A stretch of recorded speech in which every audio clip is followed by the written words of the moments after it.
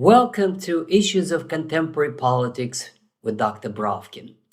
Today, my dear friends, subscribers, and guests to my channel, I'd like to talk about a possibility of war between the Russian Federation and Europe. In fact, some analysts are quite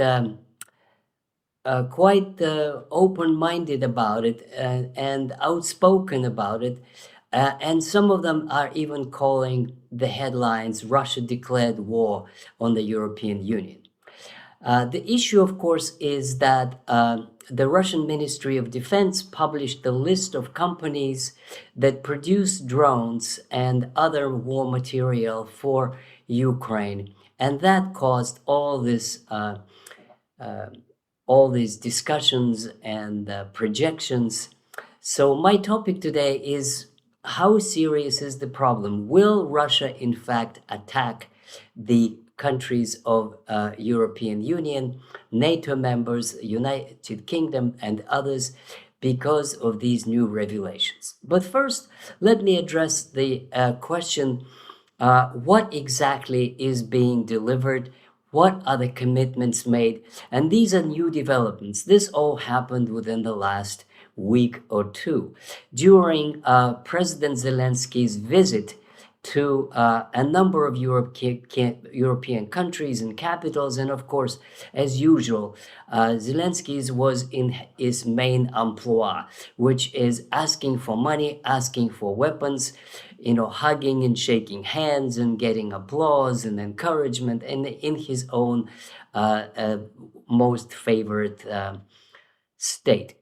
But getting to the facts and specifics, let me now list to you the specific agreements in the words of the West Europeans. This is not Russian sources. This is something that is in British and open media German sources. On April 14th, Chancellor Merz signed a number of agreements with President Zelensky, and this is what it boils down to.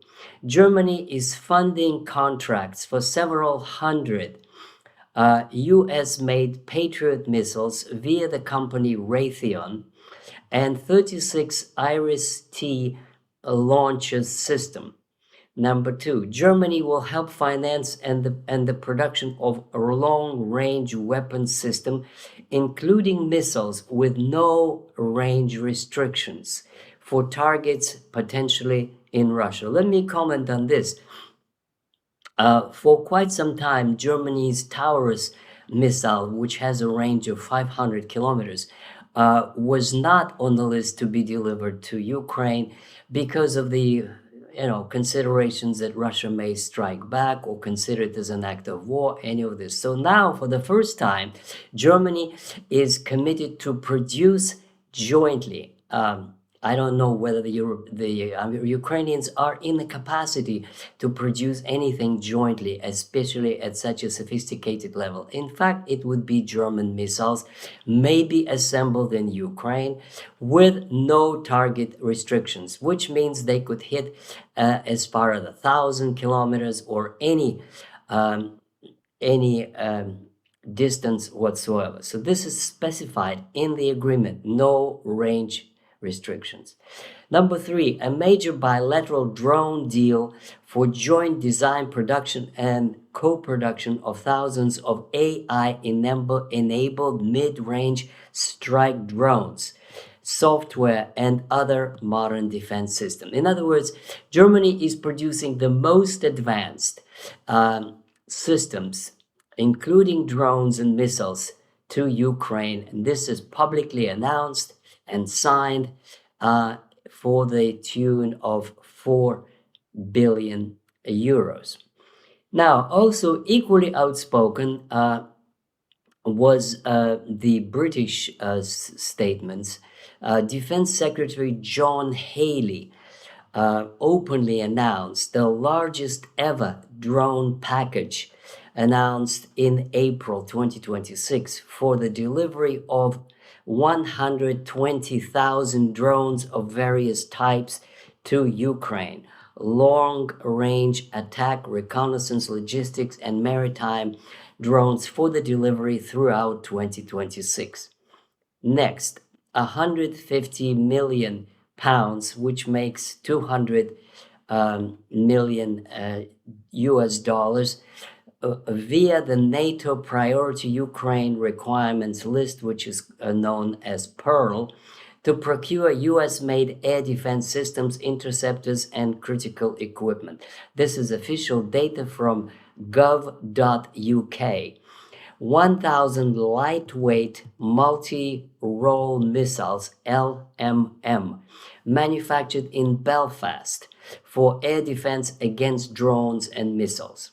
So this is not an exhaustive list. I just give you an example of the two most important ones.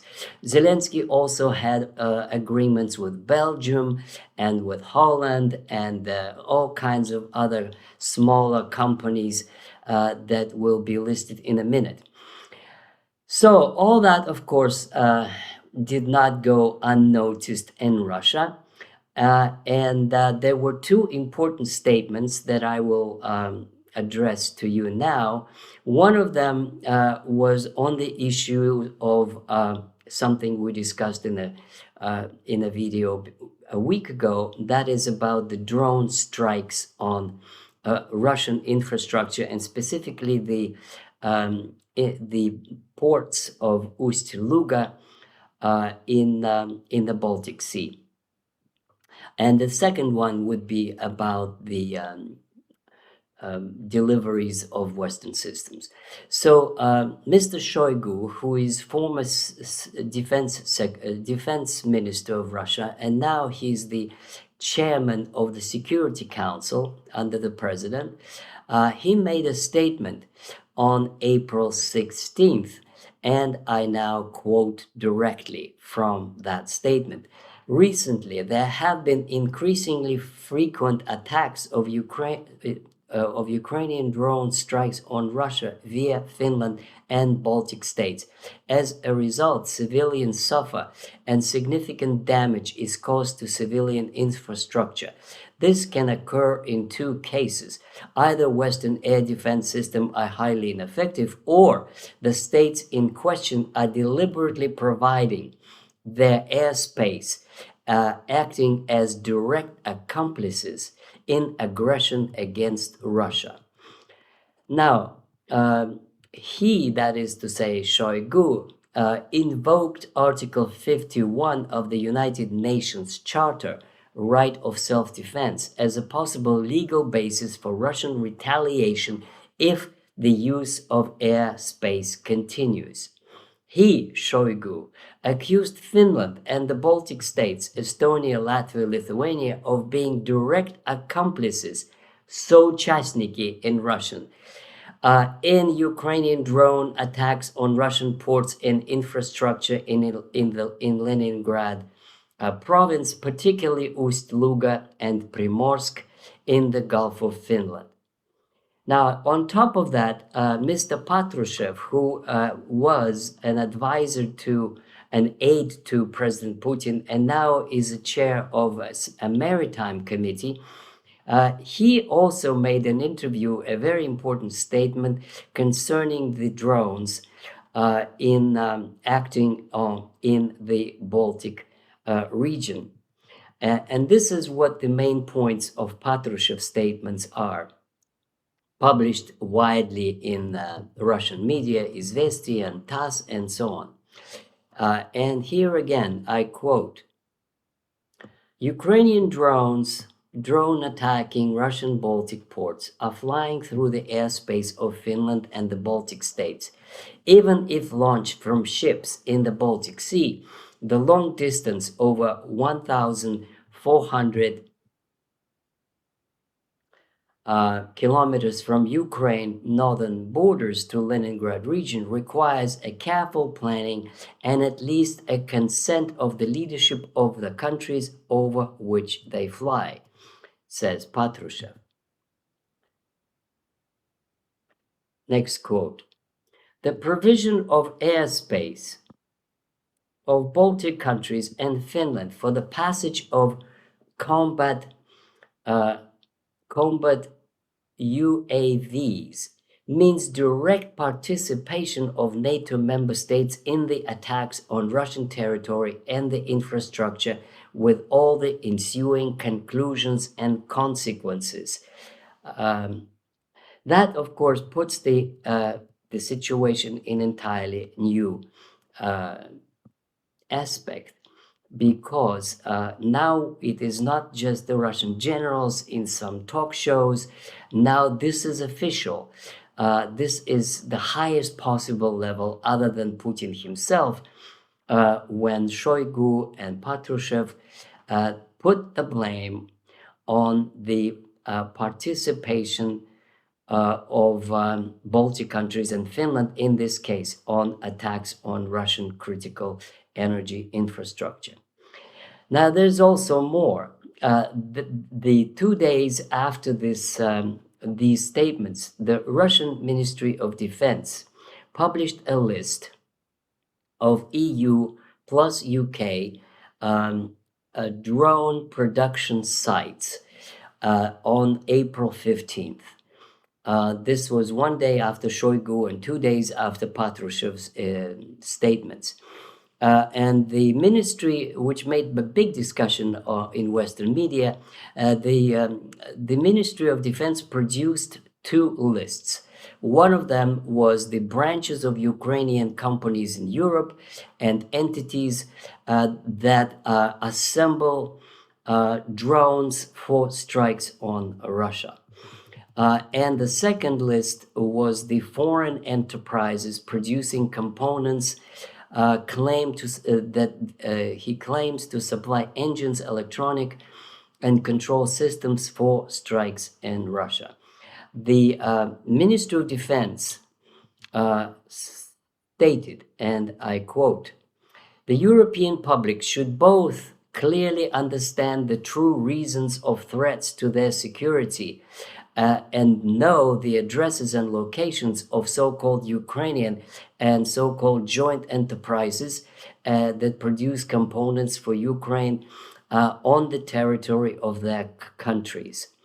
The ministry tied the list directly to recent drone strikes on Russian ports in Ust-Luga and Primorsk, and claimed that these European facilities are now participants and are now a strategic rear base of the Kiev regime. Now, this is, of course, again, once more time, a confirmation that Russians are no longer ignoring the strikes of drones on Russian territory through its neighbors. They now assert this is not an accident. This is not that the drones, as Ukrainians claim, flew over Russian territories. Now this is official. This is the official accusation of Poland, Lithuania, Latvia, Estonia, and Finland of providing their airspace to attack Russia. Now, Medvedev, the former president, who is known to be quite outspoken in his statements, but at the same time, as some observers noted, a lot of things that Medvedev say later become government policy of the Russian Federation. So what Medvedev said is, and I quote, a list of that these entities in the listed in the Ministry of Defense are, and I quote, a list of potential targets for Russian armed forces. And he added, when the strikes become a reality, depends on what comes next. So sleep well, European partners. Now, this has been interpreted as again, a direct threat to those countries that engaged in production and supply of drones in Russia. Now, there was also another very dangerous escalation, and that was a strike on the city of Briansk, which is Russian Federation, historical heartland of Russia, a province next to Ukraine. And this happened on March 11. Ukrainian Storm Shadow, which was a British manufactured Storm Shadow missile, did a strike on Briansk, and Dmitry Peskov, who officially he's a spokesman for Putin, he said the following. It is obvious that the launch of these missiles was impossible without British specialists. We are aware of it, we know it well, and we naturally take it into account. He linked it directly to Russian special military operation goals, and that means that now at the highest level again, an issue came up of British participation, British officers providing intelligence and targeting for storm shadow strikes on Russian territory, not disputed territory in Ukraine, not in Donbass, but the historic heartland, officially recognized, internationally recognized territory of the Russian Federation, the province of Briansk. And to follow up on what Peskov said, the Russian Foreign Ministry also accused the United Kingdom of direct involvement in a statement. It said, Western states bear responsibility for the consequences of the strike. The ambassadors of the UK and France were called into the Ministry of Foreign Affairs and were delivered an official protest official protest against the strikes of Storm Shadow on Russian territory. Now, the big question, of course, these are the facts. I mean, this is nothing to be disputed. This is what actually happened. Now, the interpretation comes as to what will Russia do next.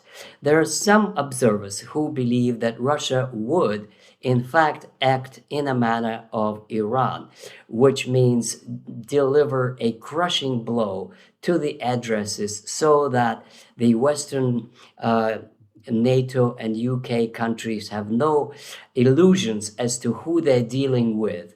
Russia has quite a few of advantages. It has pretty much unlimited supply of missiles, and it can strike and reach with hypersonic missiles just about any target anywhere in Europe. However, I don't think this is what is going to happen. It all comes to kind of the current political situation. But let me first address the legal issue. The Western legal argument is that providing intelligence and providing missiles to a party at war is not equal to participation in the war. This is the way they interpret the Geneva Convention. That they can provide any help they want to anybody and they're not involved. Now, the Russian, of course, interpretation is quite different. And let me, my dear listeners, ask you a question. What would the United States do if a missile provided by Russia with Russian intelligence, with Russian manufacturing, would hit the United States launched from Cuba? Would the United States accept the argument that Russia is not involved, that this is just helping Cuba defend itself?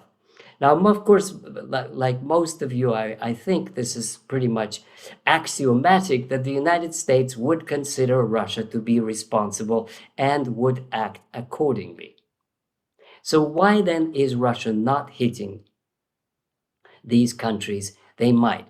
I think my personal view is that this may come, but there are several stages that Russia has not yet gone through, several measures that need to be taken before any of the direct escalation and strikes on European territory would be used first, such as what Russia could do and to prevent any shipment of any of the war material is the first thing they could do is announce total blockade of Odessa and other Black Sea ports. Russia has enough submarines and torpedoes and other missiles to announce to any vessel going to Ukraine that the port is closed, just like the Iranians did, and they have the means to enforce it. Number two, they can do the same thing in the Baltic, and any vessels going to the Polish ports to provide military assistance to Ukraine can also be allowed to be a target. Now, they can also destroy all the tunnels and bridges that connect Ukraine to Poland, Romania, and now Hungary. That is also quite easy and feasible, and that would significantly diminish the capacity of Western powers to deliver their military war material to Ukraine. That also hasn't been done yet.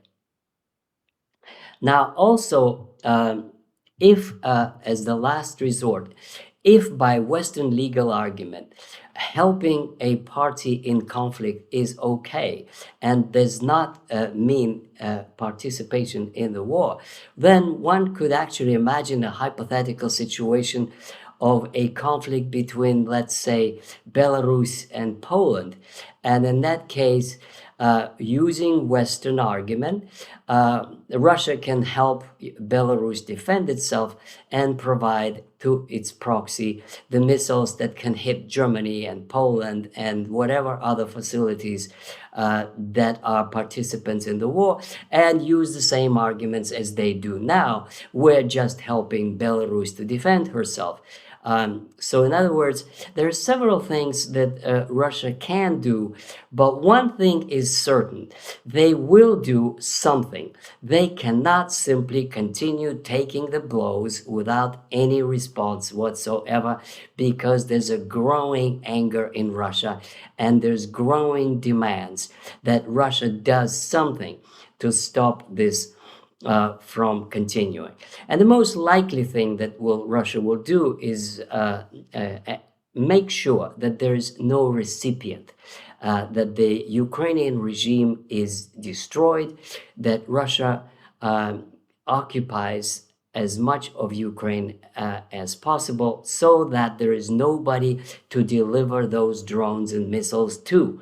And that would be a solution without provoking a world war. Thank you very much, and I finish at that today, and I invite you to subscribe to this channel, to write your comments, and of course, as always, read my book, From Vladimir Lenin to Vladimir Putin. Goodbye.